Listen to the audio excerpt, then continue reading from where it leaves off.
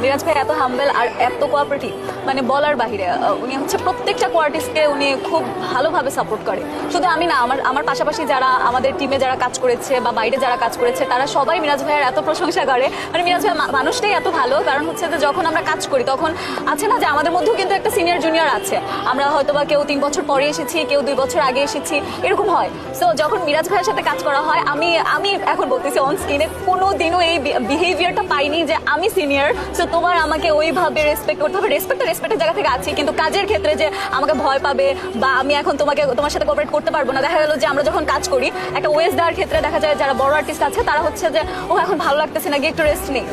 কিন্তু মিরাজ ভাই সবসময় বলে যে আচ্ছা আমি যদি এখানে দাঁড়িয়ে থাকি তাহলে ওর লুকটা মনে হয় ভালো দিতে পারবে, এক্সপ্রেশন গুলো ভালো দিতে পারবে, যে কোঅপারেটিভ যে ভাবটা, সেটা আসলে আমি তো লাকি অ্যান্ড থ্যাঙ্কফুল যে আমি এরকম ওটিটি প্ল্যাটফর্মে মিরাজ ভাইয়ের সাথে কাজ করতে পারছি। থ্যাংক ইউ আসলে অনেক বেশি প্রশংসা করতে, বাট ও অনেক